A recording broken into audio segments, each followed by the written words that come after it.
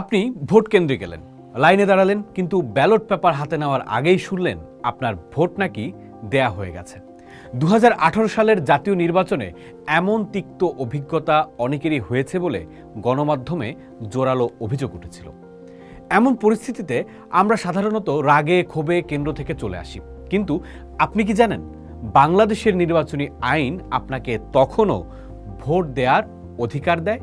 যদি দেখেন আপনার ভোট অন্য কেউ দিয়ে গেছে, তবে দমে যাবেন না। আপনি প্রিসাইডিং অফিসারকে চ্যালেঞ্জ করতে পারেন। আপনি যে প্রকৃত ভোটার সেটি প্রমাণ করতে পারলে তিনি আপনাকে একটি বিশেষ ব্যালট পেপার দিতে বাধ্য।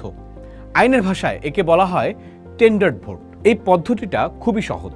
আপনি গোপন কক্ষে সিল দিলেন, কিন্তু ব্যালটটা সাধারণ বাক্সে ফেলবেন না। প্রিসাইডিং অফিসার সেটি আলাদা একটি খামে ভরে আপনার নাম ও ভোটার নম্বর নিয়ে তার নিজের কাছে রাখবেন।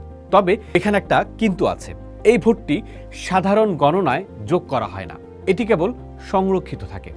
যদি কখনো কোনো প্রার্থীর ভোট সমান সমান হয়, কেবল তখনই আদালতের নির্দেশে এই খাম খোলা হতে পারে। এজন্য অবশ্য বিশ্লেষকরা এই ভোটটিকে সান্ত্বনামূলক ভোট বলেও ডাকেন।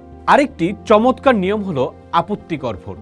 ধরুন আপনি ব্যালট নিতে গেলেন, কিন্তু কোনো প্রার্থীর পোলিং এজেন্ট দাবি করলো আপনি ভুয়া ভোটার। তখন আপনি ঘাবড়াবেন না। আরপিও অনুযায়ী আপনি 100 টাকা মুচলেকা দিয়ে সেই চ্যালেঞ্জ গ্রহণ করতে পারেন। প্রিসাইডিং অফিসার তখন আপনাকে ভোট দেওয়ার সুযোগ দেবেন। এই ভোটটাও আলাদাভাবেই রাখা হবে, কিন্তু ব্যালট গণনার সময় এই ভোটটাকেও গুনতে হবে। সহজ কথায় টেন্ডার্ড ভোট গণনা করা হয় না, কিন্তু আপত্তিকৃত ভোট গণনা করা হয়।